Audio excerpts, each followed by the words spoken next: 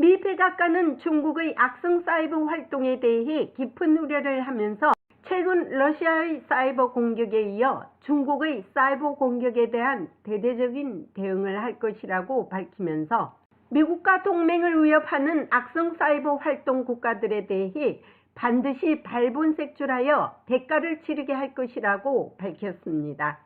이를 위해 국가안보국, FBI 그리고 국가정보국이 손을 걷고 나섰습니다. 보이스 오브 워싱턴은 서울과 워싱턴을 연결하여 최근 북한의 한국에 대한 사이버 공격 등 탑 뉴스들을 조원진 우리공화당 대표와 함께 짚어봅니다. 네, 조원진 대표님 반갑습니다. 오늘 또 네, 워싱턴의 그것이 알고 싶다 시작합니다.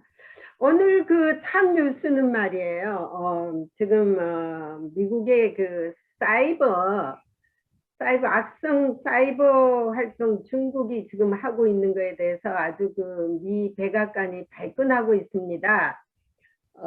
미국의 국가안보국, FBI, 국가정보국이 지금 아주 이 세 인텔리전스 에이전트가 나서서 중국의 사이버 그 활동에 대해서 지금 아주 대대적인 대응을 하고 있는데요. 최근에 한국의 원자력 연구소도 사이버 테러를 받았죠. 그거는 북한의 소행이다 이렇게 밝혀졌고요. 네. 포항제철도 이제 사이버 테러를 받았는데 문제는 중요한 것이 우리 정보기관에서 그걸 알고 있었느냐는 거 아니겠습니까? 네. 늦게 이제 그 소위 국방 관련되는 군수무기 관련되는 이쪽이 이제 틀렸는데 이것은 사이버 이 테러죠. 소위 말하는 국방 안보 관련되는 무기 제작 혹은 또 중요한 정보들을 북한이 사이버로서 해킹해 간 거 아니겠습니까?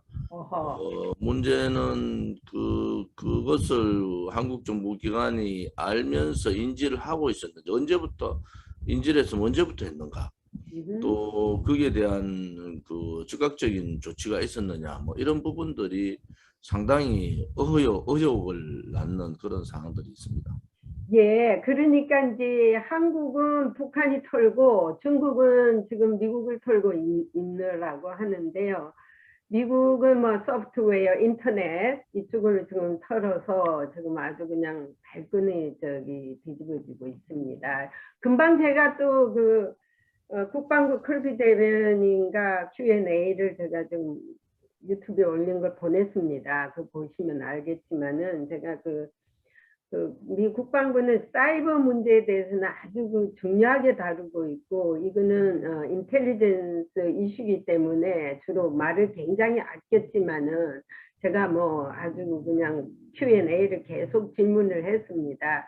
그래서 한국은 이제 무방비 상태에 있고 문재인 정권이 들어와서 아주 그 사이버 사령부를 완전 무력화시키지 않았습니까? 축소하고 이게 하나의 더한 원인이 있었을 것이고 그러면은 이번 지난 금요일 날 한미 그 사이버 워킹 그룹이 또 뭐 출범했다고 그러네요.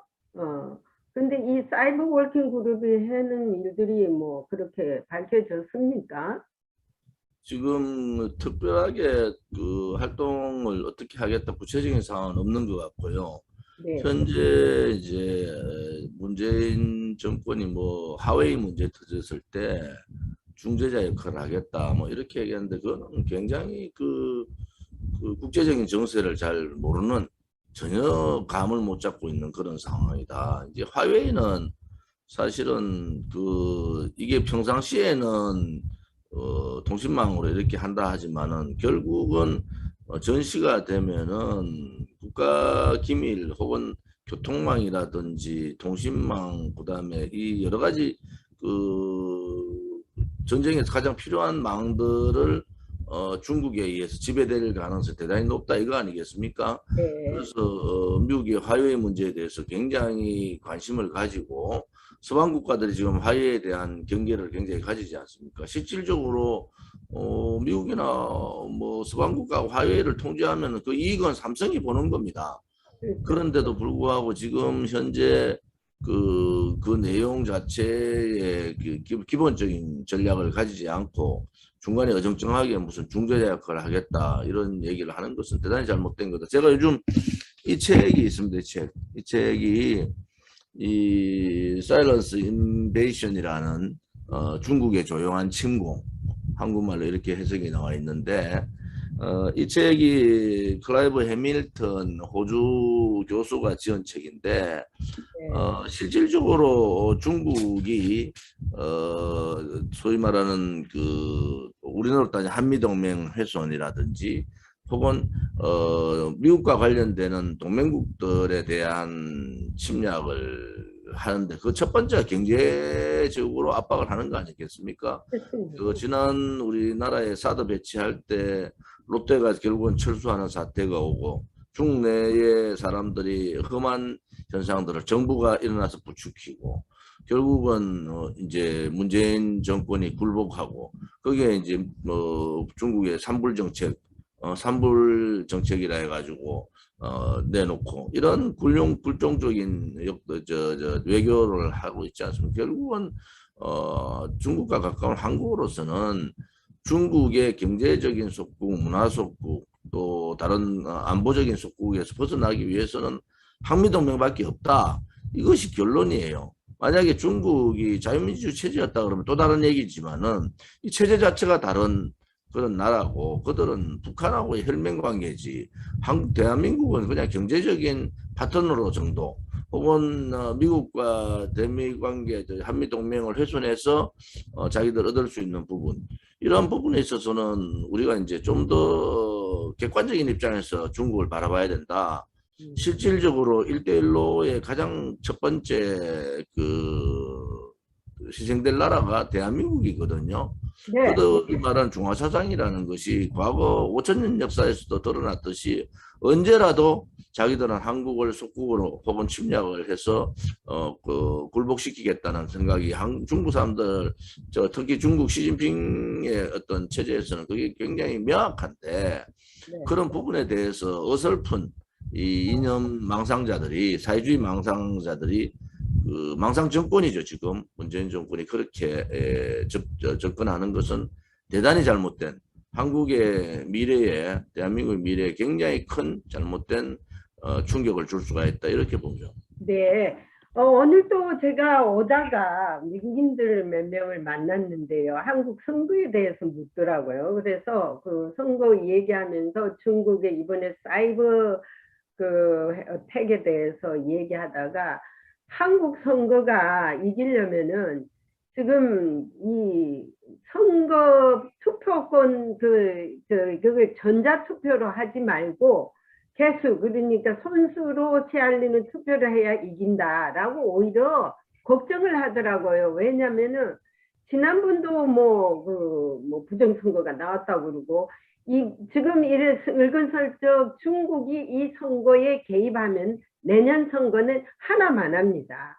그래서 야당들이 빨리 수개표를 하자라고 제의를 하든지 어떤 형태로든 이 선거 시스템 바꾸지 않으면은 내년 선거가 있으나 마나라고 우리보다 더 미국인들이 걱정을 하더라니까요. 지금 그 스탠다드 법안을 네. 실질적으로 20대 국회에서 제가 제출을 했고요.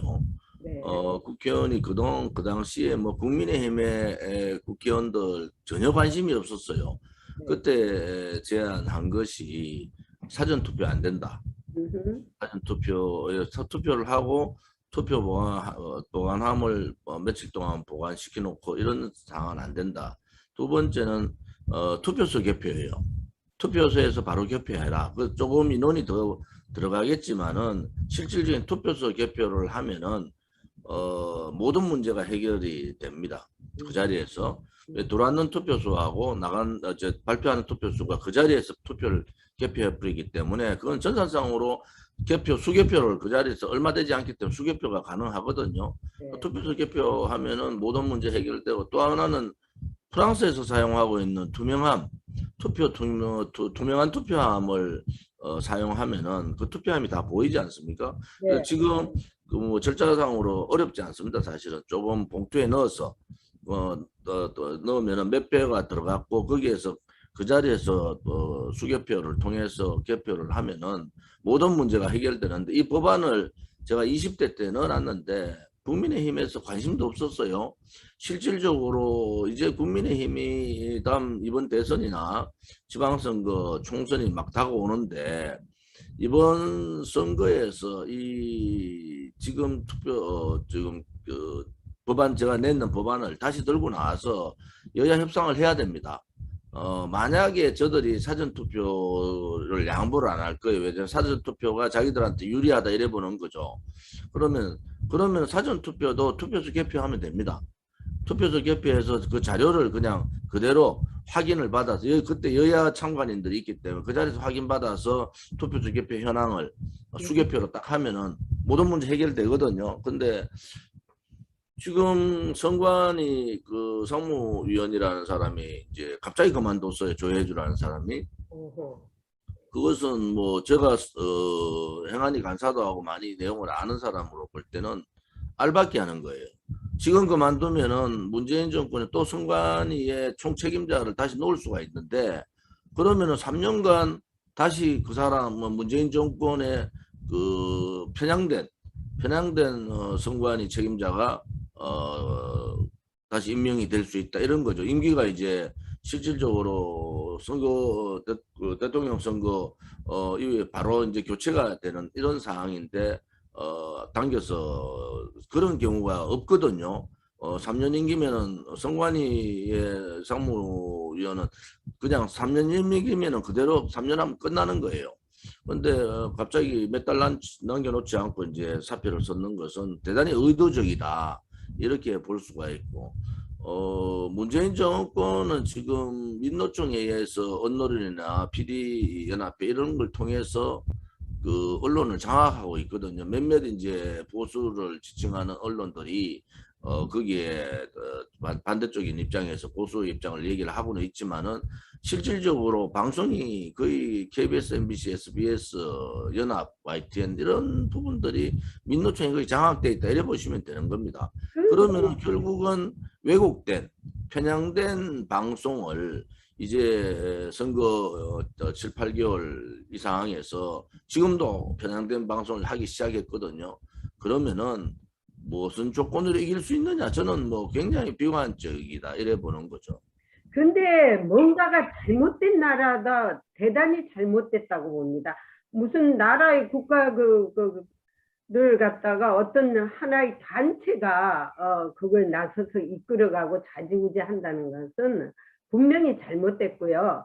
또 그리고 그 코로나 방역에 대해서도 지금 좀 전에 미 국무성이 막 들어왔어요. 막 발표를 했는데 4단계 된 나라에 대해서 이미 이제 출국 여행 금지를 내렸어요. 그게 지금 여기 보니까 브리티스 버진 아일랜드가 있고 UK 영국이 들어있고 인도네시아 짐바브웨 있고 이 나라는 여행 금지입니다. 그리고 또 이 3단계 나라 쭉 지금 나와 있어요. 그 뭐 다 시간상 다 읽어줄 수 없지만은 지금 한국 방역도 이게 코로나 방역을 문재인이가 제일 못하고 있습니다. 세계에서 아마 꽁지로 가고 있는데 자기들이 잘한다고 하는데 아니 말도 안 되는 게 오늘 여러 가지로 우리 기자들하고 얘기하면서 한국의 방역에 대해서 얘기를 했습니다. 왜냐면은 무슨 코로나가 발이 있고 코로나가 무슨 듣고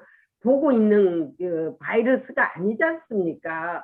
어떻게 뭐 6시 이전에는 5명이 됐다가 6시가 딱 되면 2명으로 돼야 된다. 아니 코로나가 그러면 자 6시 이후에 우리 공격하러 가자 그럽니까?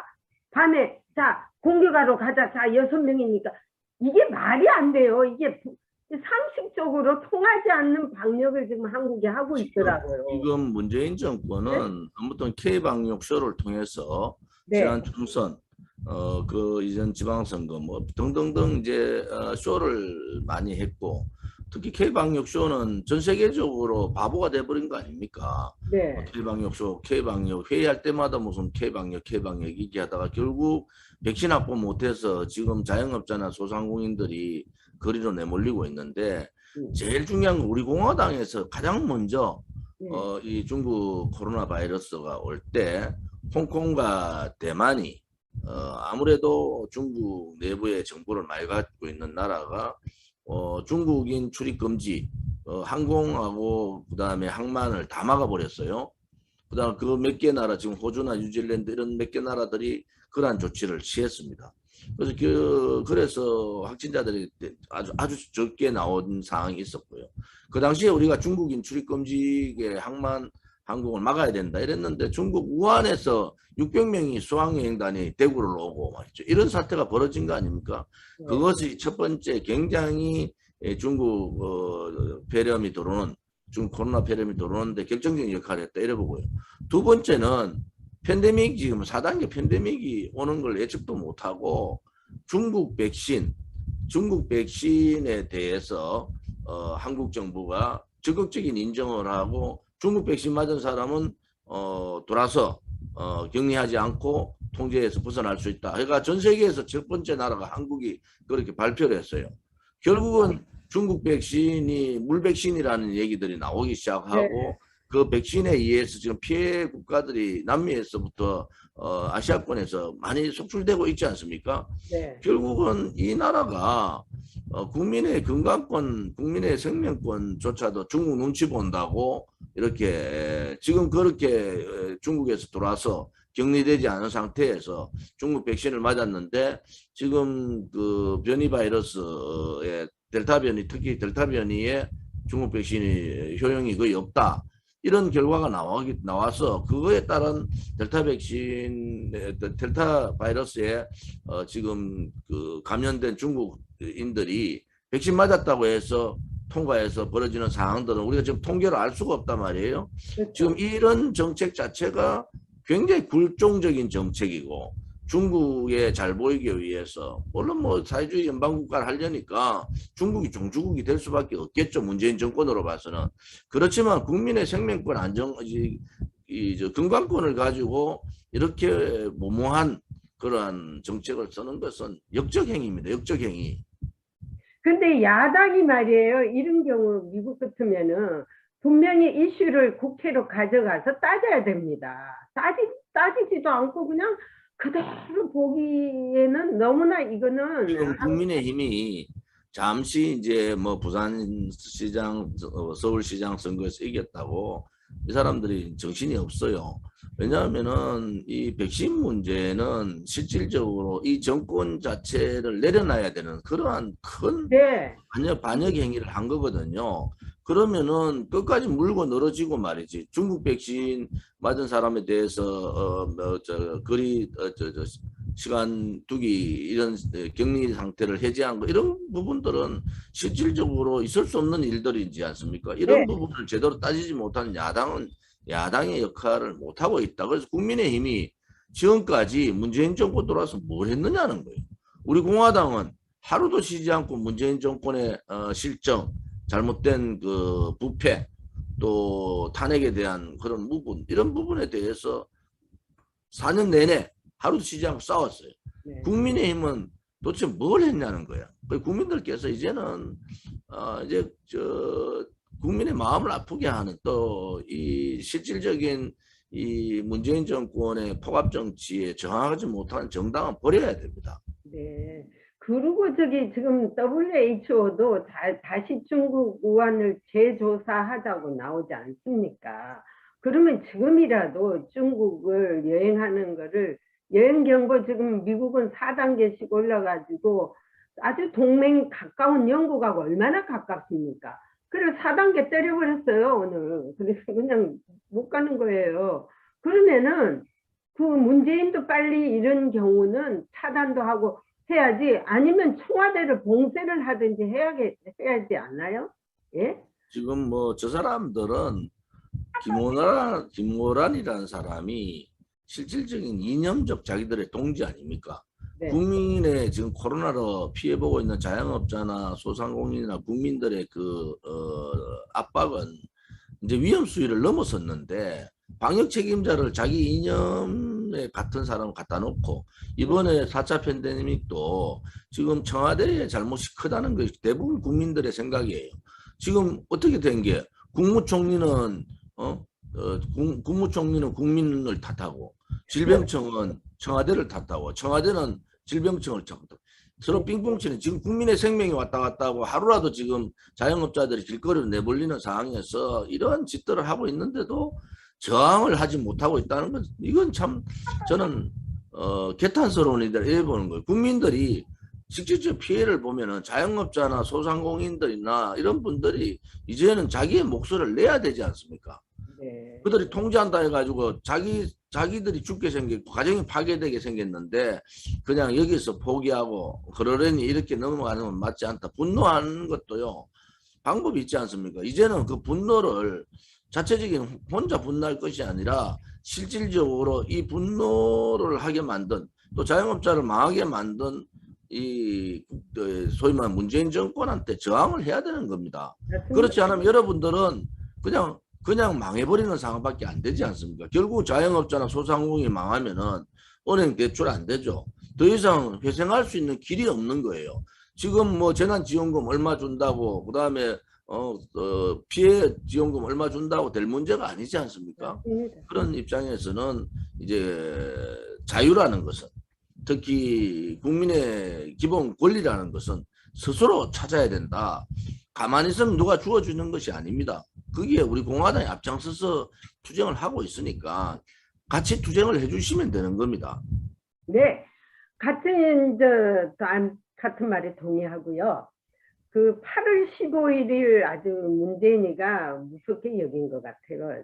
지난해도 아마 8월 15일 다가와서 자꾸 확진자가 늘어나고 있던 것 보도하더라고요. 그리고 왜 민노총은 몇천 명을 가지고 그냥 데모를 하고 시위를 해도 꼼짝없이 놔놓고 아니 민노총은 그 시위를 했는데 그 사람들은 확진자 나왔다고 뭐 보도를 합니까? 뒷조사도 안 하면서 지금 민노총에서 확진자가 3명이 나왔어요. 올린 3명입니까? 민노총은 아무튼 자기들이 집회에서 나온 것이 아니다 이렇게 발뺌을 하지만은 작년 8월 15일 자유우파 국민들한테 들이댔던 잣대를 네. 그대로 민노총한테 들이대야 되잖아요. 실질적으로 그렇죠. 통신 기록이라든지 그렇죠. 카드 사용 기록이라든지 네. 뭐 등등 조사하면은 모든 것이 다 거기에 참석했던 민노총 사람들 다 밝혀지지 않습니까? 그 사람들 전수조사를 해야죠. 네. 그래야지 뭐 어떻게 돼서 민노총에 의해서 확산이 늘었다든지 네. 지금 오늘 아마 최대 그 확진자가 나올 것 같아요. 어젯밤 기록으로 보면은 그래서 이 기준이 국가 운영에 있어서 가장 중요한 것은 기준을 치우치지 않고 보편타당한 기준을 가지고 그 기준에 맞게 일을 처리하는 거거든요. 그런데 그렇지 않고 자기들한테 조금 그 생각이 같은 자기 편이라 그러죠. 그런 편가르기 식으로 민노총이 작년 8월 15일 날 자유우파 국민들을 그렇게 탄압하던 식으로 민노총도 조사를 해야죠. 지금 4차 팬데믹이 들어왔다고 하는데 저는 뭐 지금 미국의 정책이 옳다고 보는 사람이고 백신이 50% 1차 접종이 50% 이상이 되면은 위드 코로나 그러니까 이제 코로나하고 같이 가는 그런 삶을 살 수밖에 없지 않느냐. 그렇죠. 이게 변종이라는 것은 바이러스 변종이라는 것은 오늘도 새로운 바이러스 변종이 나올 수 있지 않습니까? 거기에 대해서 이제 선택을 해야 된다. 어떤 선택을 해야 되느냐? 자, 그러면 사망자가 얼마나 나오느냐, 또 중증 환자가 얼마나 나오느냐, 이런 부분에 대한 선택을 해야 되고, 미국이 지금 7만 명까지 하루 확진자가 나오더라고요. 그런데도 미국은 뭐 어제 그 야구 뉴스에 보니까 다 아무도 마스크를 안 쓰고 있더라고. 그래서 그건 뭐냐, 자신감 아니겠습니까? 그 자신감은 백신에 대한 확보가 우선이 돼야 되고 또 그 확보에 의한 그 우리나라 의료 체계의 또 국민들의 어떤 그런 방역에 대한 어떤 경각심 이런 부분들은 대한민국이 미국보다 훨씬 높단 말이에요. 그러면은 충분하게 자영업자 다 망하기 전에 이런 문제는 이제는 백신 수급을 빨리 하고 그다음에 백신 접종이 1차 접종 50% 이상만 되면은 이제 대대적인 방향 전환을 할 수밖에 없다. 뭐 그렇게 갈 수밖에 없는 상황이거든요. 그래서 우리 공화당 입장에서는 지금의 미국의 방향이 맞다 이래 보는 입장이에요. 그 우선 저기 중국과 인도의 저 인도를 차단을 일단 해야 되고요. 이 미국도 지금 골치 아픈 게 바이든 대통령이 이번 주말에 그 백악관에서 아마 제가 유튜브 보낸 걸 보셨겠지만은 캠프 데이비스 그 별장을 가기 전에 기자들의 그 1호기 앞에서 그런 얘기를 했습니다. 저들이 사람을 죽이고 있다. 그 저들이라는 것이 아직 백신을 맞지 않는 사람들을 지적하는 거예요. 근데 이 젊은 사람들이 그 백신을 지금 안 맞고 있거든요. 지금 미국의 백신을 안 맞은 사람들이 병원에 입원하는 것이 백신을 맞는 사람보다 더 많습니다. 그리고 백신을 일단 맞으면은 마이너하게 지나간다고 합니다. 죽을 일도 거의 없대요. 그러면은 뭐냐, 감기랑 똑같이 가야 백신은 이제는 그 아까 중에 우리 조 대표님께서 말씀하는 것처럼 백신을 안고 코로나를 안고 가야 합니다. 우리가 감기 때문에 매년 감기 그 예방주사 맞듯이 코로나도 매년 아마 예방주사를 맞아야 할 날이 올 것입니다. 그러면은 이걸 맞으면은 안 맞은 것보다 더 낫지 않느냐 해서 백신을 권유를 하는데 많은 사람들이 정치적으로 이걸 자꾸 이용을 하니까 이게 큰 문제예요. 팬데믹이 그렇게 전 트럼프 대통령 때 팬데믹이 얼마나 심하게 그냥 관리를 했지 않습니까? 그때도 백악관 앞에서 그 시위는 끊일 날이 없었어요. 그리고 미 정부는 시위하는 거 다 허락했습니다. 그 방역을 하면서도 시위는 표현의 자유라 하면서도 그 블랙피플들이 얼마나 시위를 강하게 했지 않습니까? 예? 그 블랙피플 매더리라 그래가지고 검은 사람들의 그 문제다 이래가지고 지금 문제는 이제 그런 뭐 인종적인 그런 부분보다는 아무튼 한국에서는 K방역 쇼에 국민들이 너무 속았다. 네. 이제라도 K방역의 핵심은 백신입니다. 그리고 치료제거든요. 지금이라도 문재인 정권의 실체를 아셔야 된다. 그 다음에 이제 자영업자분들이나 소상공인분들이 그분들이 한 1,000만이 넘지 않습니까? 네. 그분들이 이제는 자기의 몫을 내셔야 돼요. 지금 4년 동안 문재인 정권하고 싸운 게 누가 해서 야당 국민의힘이 싸웠습니까? 우리 공화당만 싸운 거예요. 그러면은 결국은 우리 공화당의 입장이 옳았던 거 아닙니까? 우리 국민들이 이제는 선택을 자기가 생각하는 실질적인 자기들의 이익을 대변해주고 자기들의 피해를 대변해주는 그러한 정당을 선택하는 것이 국민들의 자유지 않습니까? 네. 이제는 정당 선택이나 정치인 선택도 현명하게 하시는 것이 맞다. 그냥 큰 정당 따라서 이렇게 가면 된다. 이렇게 생각하는 것은 잘못됐다. 이래 보고요. 어제 박근혜 대통령께서 이제 나오셨어요. 병원으로. 예.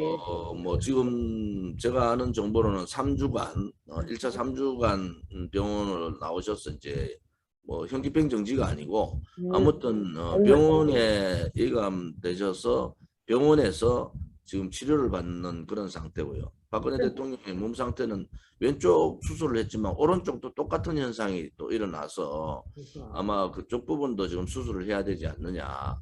그리고 박근혜 대통령이 뭐 몸이 아프다 어떻다 저런 얘기 많이 하시지 않는 분인데 요 근래 수차례에 걸쳐서 고통을 많이 호소하신 것 같아요. 그래서 어제 전격적으로 3시 20분에 네. 나오셨고 제가 서청대 가서 인사를 드리고 또 병원까지 제가 호송차 뒤에서 같이 갔습니다. 아무튼 박근혜 대통령께서 하루빨리 건강한 모습으로 국민의 품으로 오시는 것이 민심입니다. 그리고 우리 네. 공화당은 8월 15일 날 즉각적인 석방을 통해서 이제 국민의 품으로 대통령이 함께 해주기를 기도하고 또 기원해달라. 많은 국민들이 관심과 기도를 해 주십사 이렇게 제가 글을 올렸고요. 지금 전 또 세계가 하나는 지금 제가 미국 기자들하고도 그전 인터뷰를 해보면서 물어봤어요. 소위 위정자들이 부정부패 문제로 위정자들이 이제 다음 정적에 의해서 심판을 받으면 보통 뇌물이 나오는 게 3개월에서 6개월 하면 다 나온다는 거예요. 그런데 박근혜 대통령은 지금 4년 4개월 재판만 몇 년을 받았지 않습니까? 그런데도 뇌물 한 푼 나온 게 없지 않습니까? 그래서 뇌물 한 푼 받지 않은 대통령이 정치적인 보복으로 오늘이 1574일째예요. 4년 4개월이 이제 넘었는데 이렇게 정치적인 보복을 당하는 나라는 없습니다. 그래서 이 문재인 정권을 용서할 수가 없어요. 소위 말하는 저는 뭐 사실은 이 문재인 정권이 박근혜 대통령의 권력을 찬탈한 정권이고 거기에 불의해서 벗어나지 못하고 있다. 두렵겠죠. 죄 없는 대통령을 감옥에 갖다 놓고 그 다음에 어제 뭐 윤석열이가 대우 갔어요. 대우 갔는데 저는 윤석열은 더 나쁜 놈이라 보는 거예요. 그러면은 박근혜 대통령에 대해서 삼성하고 그 말 세 마리를 가지고 박근혜 대통령은 실질적으로 최순실이가 독일에 간 것도 모르는 그런 대통령을 보고 말 세 마리를 줬니 안 줬니 그것이 뭐 최순실이 소윤이 삼성 소윤이 이걸 가지고 박근혜 대통령 결국은 말 세 마리 가지고 현직 대통령을 탄핵시켜 버린 거 아닙니까? 맞습니다. 그것은요 소위 말하는 촛불이라는 거짓을 가지고 죄 없는 대통령 그다음에 가장 깨끗한 대통령에 대해서 탄핵을 했고 또 거기에 많은 국민들이 속은 건 사실이지 않습니까? 이제 국민들은 다 아시는 거죠. 박근혜 대통령은 죄가 없다. 그러니까 저는 윤석열이는 대통령 후보 될 자격이 없다고 보는 사람이고요.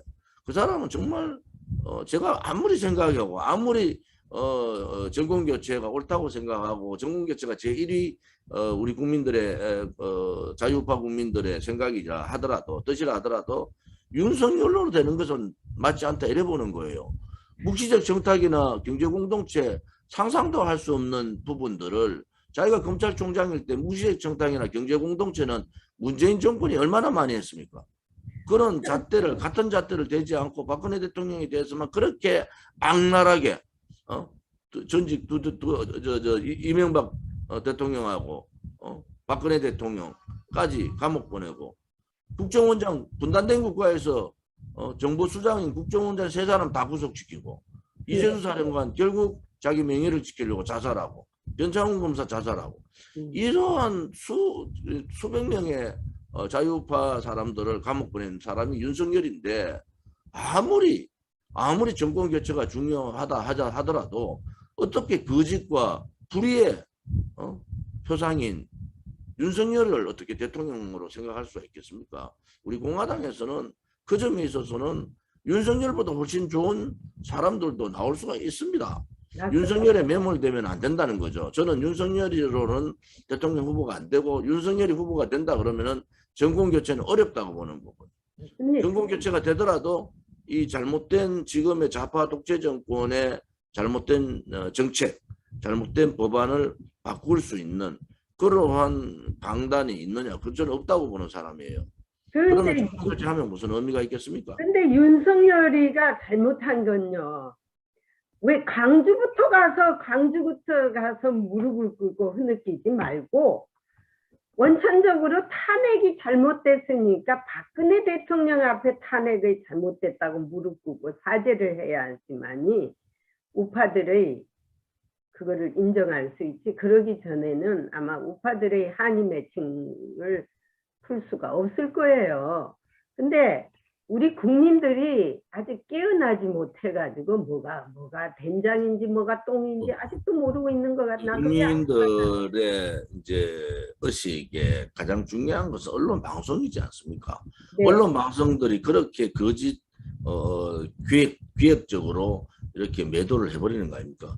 김종인 그 당시 비대위원장이 광주 가서 꿇어 앉아서 눈물 흘릴 때 저는 구미 상무동 박정희 대통령 생가에 가서 제가 정말 꿇어 앉아서 사죄를 드렸어요. 네. 박정희 대통령 각하한테 대한민국을 이렇게 먹게 살게 하고 얼마 전 며칠 전 7월 19일 날이 이승만 대통령 서거 56주기입니다.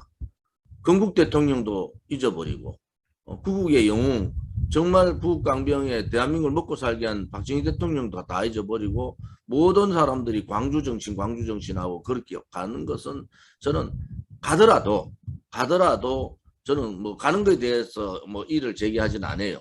단지 하나 가더라도 건국 대통령과 박정희 대통령에 대한 부분도 명확하게 인식을 해야 되는 거 아니겠습니까? 어떻게 거기 가서 눈물 흘리고 울먹울먹거리면서 나라를 이렇게 만든 건국을 하고 나라를 이렇게 부강하게 만들어준 대통령에 대해서 감사를 해야 되고, 특히 윤석열은요, 탄핵 소위 말하는 거짓 불법 선거, 불법 이 재판에 이 법치 사망의 원인을 제공한 사람 아닙니까? 하루에 일주일에 4일씩 5일씩 하루에 10시간씩 그렇게 재판을 하는 경우가 어디 있습니까? 그 다음에 검찰의 구형은 33년을 때렸지 않습니까? 이재용 구속되는 날 윤석열은 이재용 수사팀한테 정말 대단한 일 했다고 정말 대단한 일을 했다고 그렇게 격려한 사람이에요. 그러면 우리 국민들이 판단을 하셔야 되잖아요. 도대체 박근혜 대통령이 무슨 죄가 있어서 윤석열이가 33년형을 때렸느냐. 그 다음에 이재용이는 또 무슨 죄가 있어가지고 묵시적 청탁으로 집어넣어가지고 또 이재용을 저렇게 감옥에 보냈느냐. 그러면은 그런 사람이 과연 자유우파 국민들의 대통령 후보로서 자격이 되느냐. 근본적인 것부터 생각을 해봐야 되지 않습니까? 아니 어느 것이 진실이고 어느 것이 정의라는 부분을 망각하고 그렇지 않은 사람을 대한민국의 대통령을 만들면은 뭘 하겠습니까? 나라가 혁명적인 사고를 가지고 바꿔도 될까 말까 하는데 근본적으로 자기 대통령병에 완전히 대통령 하고 싶은 그 욕망에 문재인 정권의 권력 수사 게이트 권력 게이트에 대한 수사도 하지 않고 그 권력 게이트 수사 면죄부 줘버리고 이러한 부분은요 한 번만 국민들께서 차분하게 생각을 해보시면은 윤석열은 답이 아닙니다. 맞습니다. 여기 그 교포들도 그런 얘기를 많이 하더라고요. 우리 그 까마귀 고기를 먹었는지 한국에 있는 국민들은 그렇게 빨리들 잊어버린다고. 아니 윤석열이도 그렇지만은 박근혜 대통령도 이제 귀를 기울일 때가 됐어야 돼요. 왜냐하면 지난번 박근혜 대통령님 변호사 누구죠? 이름이? 무슨 그 유영한가? 그 변호사? 그분이 나와서 말하는 들어보면요. 박근혜 대통령이 제대로 인포메이션을 안 받고 있다는 것 같아요. 그래서 우리 조원진 대표님이 진짜 이게 친누이처럼 또는 자기의 분신처럼 이렇게 비가 오나 눈이 오나 4년을 이렇게 박근혜 대통령 탄핵이 잘못됐다고 외치는 데 대해서 한마디도 지금 안 하고 있다는 데 대해서 저는 섭섭하는 거예요. 제가 언젠가는 대통령께서 그건 잘 판단하시라 보고요. 뭐 정보가 차단됐으면 이제 나오시면 뭐 정보가 여러 정보를 다 들으시지 않겠습니까? 또 하나는 뭐 저는 사실 욕심이 없어요. 제가 할 도리는 정치인 한 명, 특히 대구 경북 정치인 한 명 정도는 박근혜 대통령의 탄핵이 잘못됐다고 한 사람 정도는 지켜줘야 된다. 그 다음에 그것이 저는 확실하게 내용을 제일 많이 아는 사람 중에 한 사람으로 박근혜 대통령은 기본적인 부정부패를 할 뿐이 아닙니다. 맞습니다. 박근혜 대통령께서 저는 뭐 올바른 판단을 하실 거라고 보고 있고요. 뭐 제가 무슨 욕심이 있어서 뭘 저렇다 하는 건 맞지 않아요. 저는 뭐 제가 할 수 있는 실질적으로 모든 국민이라면 해야 되는 일을 제가 하고 있는 거다. 단지 하나 그 탄핵 정국에서 제가 당에서 또 야당의 그 당시 야당 지금 더불어민주당의 모습 당내에 배신하는 사람들의 모습을 제가 보면서 박근혜 대통령이 정말 힘든 길을 가시겠구나. 누구 한 사람은 박근혜 대통령이 옳았다고 또 탄핵은 거짓이고 불법이고 이것은 국민들을 선동하는 권력 찬탈이다. 이런 부분을 명확하게 저는 알고 있단 말이에요. 그러면 제가 아는 입장에서 저도 그거를 굴종하고 그냥 뭐 누구 말대로 저 주변에서 다 그랬어요. 너 외국 가서 한 몇 달만 있다 와라. 근데 저는 그래 하지 못하겠더라고요. 그래서 제가 많은 고민을 하고 지금 이 길에 들어선 거에 대해서는 저는 뭐 한 번도 후회한 적이 없어요. 단지 하나 저도 인간이니까 섭섭한 면은 있죠. 그래도 그런 부분들보다는 우리 이제 40만이 넘는 우리 공화당의 동지들이나 자유파 국민들, 제가 요즘 시장을 경남 경북 중심으로 38곳을 갔다 왔어요. 그거 가서 느낀 것은 시장 가는 곳마다 우리 당원이 없는 곳이 없습니다. 또 하나는 많은 국민들이 또 시장 상인들이나 그 시민들이 우리 공화당이 고생한다는 것을 많이 알고 계시더라고요. 네. 대통령께서 저는 하루빨리 나이도 있으시지만은 지금 아픔이 많이 악화된 것 같단 말이에요. 그래서 건강한 모습으로 국민들 품에 빨리 오시고 8월 15일 날 이제 구치소에서 이제 저 병원으로 오셨잖아요. 이제 다시 한번 구치소로 다시 수감되는 일이 없이 바로 8월 15일 날 국민의 품으로 돌아오시기를 우리 국민들이 관심을 가지고 또 많은 분들이 본인들이 믿는 그 종교가 있지 않습니까? 그런 종교적으로 혹은 뭐 믿지 않는 분들이라도 많은 관심과 기도를 많이 해줬으면 좋겠다. 예, 지금 이제 유엔 인권위원회가 다시 이제 푸시를 하고 있습니다. 그래서 이제 문재인도 이제는 자기들의 임기도 이제 마지막이고 이래서 이제 심히 아마 그 생각을 하고 있을 것 같습니다. 그리고 이제 그 최근에 우리 저희 지인이 이 방송을 듣고는 아주 우리 조원진 대표님 말씀하는 거하고 본인의 생각하고 어쩌면 똑같느냐고 아주 그냥 기뻐하시면서 저한테 이메일을 하나 보냈더라고요. 그래서 아주 생각이 너무나 똑같다고 그래서 그럼 거기 좀 가서 좀 도와드려라 라고 했습니다. 그리고 이제 예?